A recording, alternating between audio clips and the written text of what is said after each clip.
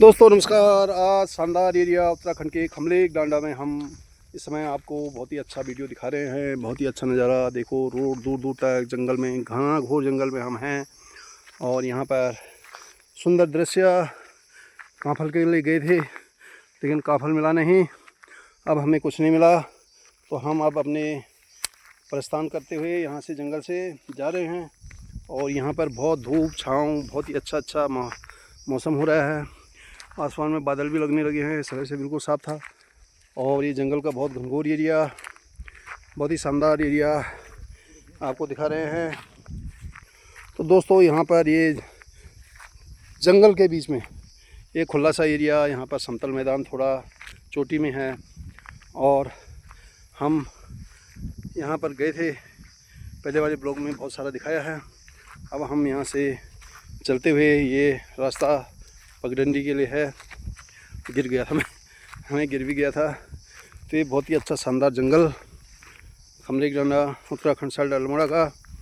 और ये बहुत इस समय यहाँ नज़ारा बहुत हरा भरा, क्योंकि इस जंगल में आग लगा हुआ है पहले, इसलिए यहाँ घास बहुत ही हरी भरी है। ये जब आग लग जाता है उसके बाद में बरसात होती है, फिर ये घास बहुत ही ग्रीन कहलाता है और बहुत ही अच्छा यहाँ पर नज़ारा देखने को मिलता है। ये देखो कितनी बड़ी बड़ी घास, और आग कैसे लगा है देखो, ये पेड़ों से पता चल जाता है कि यहाँ पर काले काले पेड़ हैं।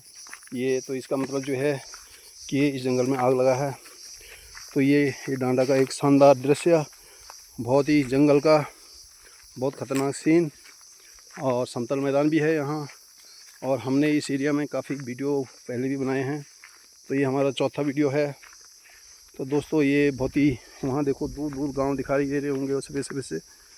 तो ये नज़ारा बहुत शानदार दृश्य, और यहाँ पर एक खुला मैदान, क्योंकि ज़्यादा तरफ यहाँ पहाड़ी क्षेत्र होते हैं, लेकिन इस पगडंडी में, ये चोटी में, यहाँ पर ये बहुत ही अच्छा एक समतल सा मैदान है।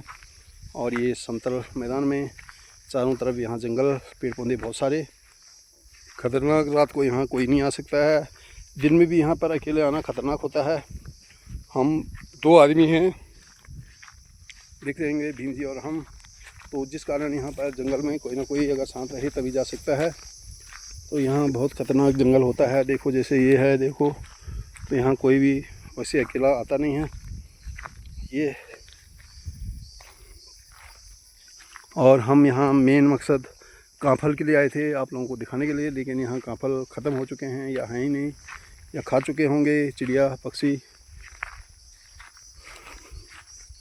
तो कहीं भी हमारे को एक पेड़ में भी यहाँ नहीं मिला। ये भी कांफल का पेड़ है, देखो यहाँ कोई फल नहीं है इसमें।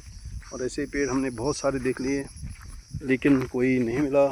देखो अगर जंगल में थोड़ी सी बादल आसमान में हो जाते हैं तो अंधेरा अंधेरा दिखाई देता है दिन में भी। तो ये वैसे ज़्यादातर बरसावन में होते हैं।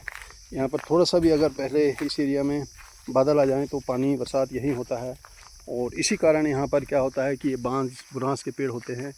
ये बांज हमेशा ठंडी जगहों में ही पाए जाते हैं। उत्तराखंड के जंगलों में ये बांज का पेड़ है। और इसके पत्ते देखो, ये दिखा रहा हूँ मैं, ये पत्ते हैं, ये पत्ते हैं, नीचे से ऐसे लगते हैं और ऊपर से ऐसे लगते हैं बांज के पत्ते।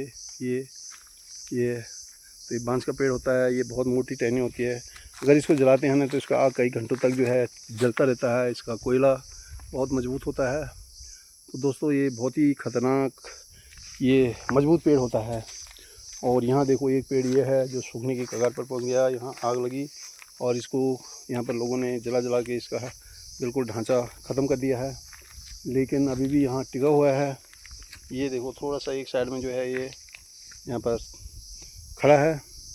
और ये कांफल का पेड़ है, लेकिन ये देखो मैंने कांफल बोला है लेकिन इसमें फल है नहीं, कहीं नहीं। हम इसी पेड़ के, इसी फलों के, इसी के फल के लिए यहाँ आए थे, जो कि दिखाई नहीं दे रहा है। ये कांफल का पत्ता है, ये देख रहे होंगे। यहाँ हवा चल रही है तो बहुत ही अच्छा लग रहा है, देखो लहराते हुए, काफ़ी सुंदर। तो अब नहीं मिला तो हम यहाँ से आगे बढ़ते हुए अब अपने वापस चलते हुए घर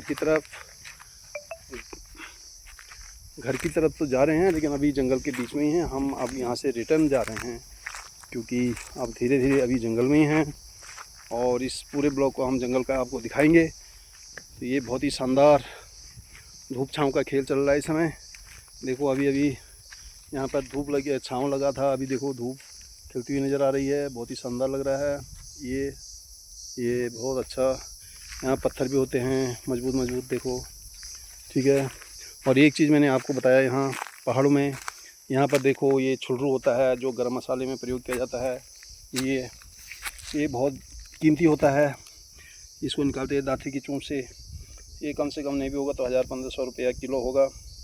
बहुत कीमती होता है, गरम मसाले के साथ में इसको काम आता है ये। तो ये छुलरू होता है और ये बहुत कीमती होता है।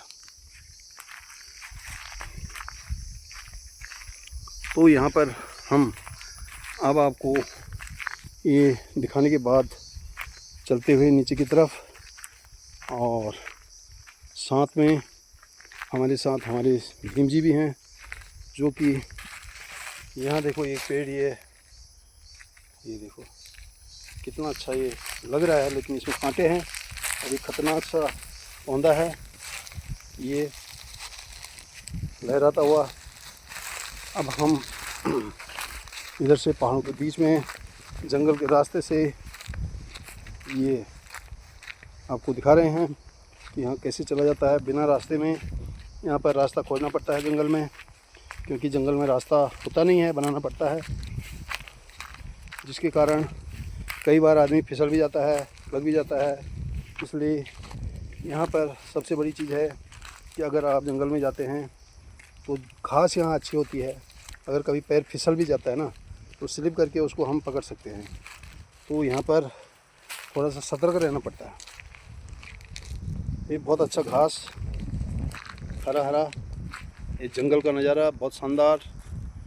ये देखो चारों तरफ जंगल, शांत, हवा चल रही है ठंडी ठंडी, उसकी आवाज़ सौ की आवाज़ आ रही है। और इसको कहते हैं खमले की डांडा। तो यहाँ के डांडा पर बहुत गाने होते हैं, जैसे कुमाऊनी सिंगर थे इधर, आपने कहीं पहाड़ के लोग रहते होंगे आप, तो आपको पता होगा हीरा सिंह राणा जी बहुत फेमस गायक कलाकार थे कुमाऊँ के, अल्मोड़ा मंडला के। और वो उनका गाना था, मेरे मनी लडानी में तेरी बलाई लूलो। तो दोस्तों ये गाने बहुत फेमस थे। इसको आपको उनके गाने जो है डांडियों पर होता था। जो डांडा होता है, डांड का मतलब होता है कि पहाड़ों की चोटियाँ जहाँ पर, जैसे हम हैं, हम ये डांड में हैं, तो इसको कहते हैं खमले का डांड। जहाँ हम गए हैं तो ये खमले का डांड में है। तो दोस्तों ये यहाँ पर क्या होता है कि जैसे हम इस एरिया में जाते हैं तो ये डांडा कहलाता है, क्योंकि ये सबसे चोटी है, ऊंचा जगह है और ठंडा एरिया होता है, तो इसको डांड कहते हैं। जहाँ बहुत सारे बांझ ब्रांच होते हैं, पेड़ पौधे होते हैं, ठंडा एरिया होता है, तो उसको डांड कहते हैं। तो इसको खमले का डांड कहते हैं। तो यही है। अब कुछ पहाड़ी गाने मैं भी लिख रहा हूँ, और आपको मेरे यूट्यूब चैनल चंदन सिंह अल्मोड़ा पर मिल भी जाएगा। तो उसमें मैंने कुछ पहाड़ों पर भी लिखे हैं, कुछ जो है रोडों पर लिखे हैं, कुछ बाज़ार पर भी लिखे हैं, और कुछ मैं और लिखने की कोशिश कर रहा हूँ। अभी तक मैंने 50-60 गाने तो मैं लिख चुका हूँ। कोई छोटे से हैं, कोई बड़े से हैं, लेकिन उनमें क्या है कि म्यूज़िक नहीं है, तो मैं वैसे ही लिख के आप लोगों को प्रयास कर रहा हूँ फ़िलहाल कि भाई हम उस पर गाना लिखते हैं और आपको सुनाते हैं, और आप लोगों को कैसे लगता है वो भी आप लोग पहाड़ के लोग समझें। तो हम भी कहीं अब जो है इसके बाद में इस डांड पर भी हम जो है कुछ गाना लिख सकते हैं और लिखेंगे, क्योंकि मैंने यहाँ पर जो महसूस किया है उससे मेरे को लग रहा है कि कभी ना कभी मैं कोई गाना खमले की डांडा पर ज़रूर लिखूँगा। तो जो है मैं अभी इस गाने को आपको फिर बाद में आगे ब्लॉगों में या गाने पर आपको मिलेगा हमारे चैनल पर।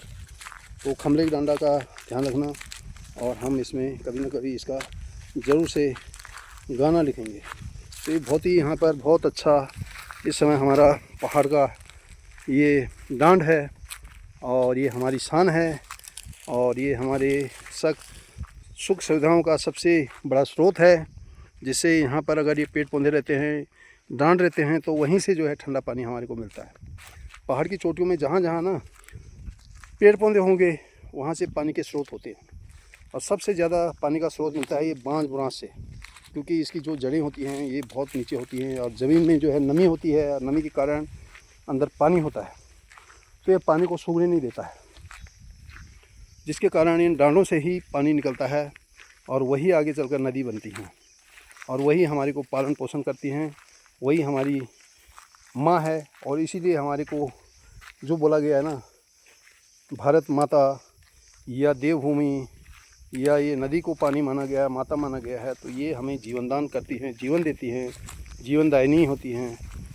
तो ये हमारे को क्या होता है कि इससे हमें बहुत सारे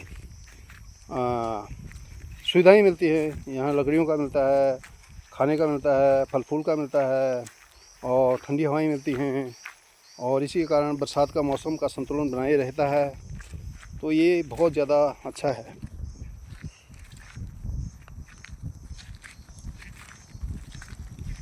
तो ये हमारा बहुत ही शानदार सफ़र अब इस एपिसोड में, इस व्लॉग में हम इतना ही दिखाएंगे, क्योंकि आगे बड़ा होता जा रहा है और आगे आपको और जानकारियाँ अगली बारों में, अगले ब्लॉग में दिखाएंगे। लेकिन इसको हम यहीं पर विराम देते हैं। और दोस्तों, स्वस्थ रहिए, सुखी रहिए, ध्यान रखिए और देखते रहिए चंदन सिंह अल्मोड़ा। धन्यवाद।